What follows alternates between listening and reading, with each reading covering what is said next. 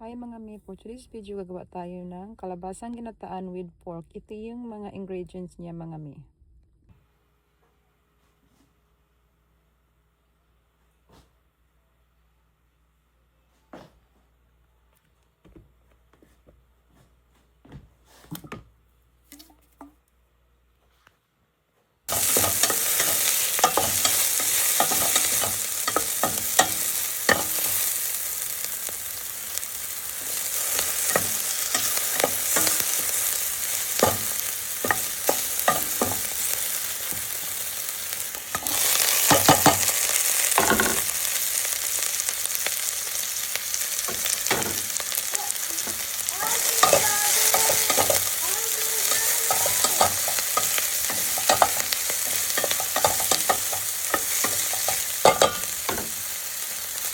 Hard one pork cubes.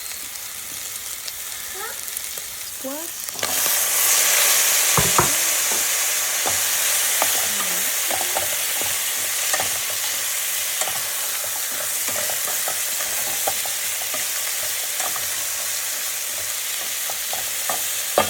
Hard the coconut milk.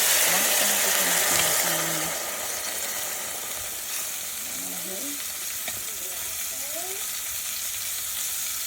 I use this coconut milk. Ito mga mi. Yan, buti pa. Okay. Yan. Spring onion and green chili. So mga mi, after 15 minutes siyang pinakuluan. Basok na yung kalabasa niya. Ngayon, idagdag na natin yung cabbage. Kasi yung cabbage mga mi, madali lang yung siya mag-go. 5 minutes lang yan siya mga mi. Kailangan na siya hot.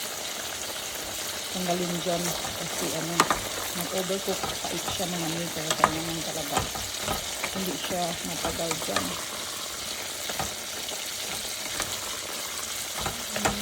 So ganda na. Ito. Sarap na yan mga mi. Tapos i-steam lang natin siya ng 5 minutes mga mi. Then patayin na natin sa after. Yan na mi, after 5 minutes, ito na siya. Okay na ito mga mi. Pwede na siya kainin. Thank you for watching.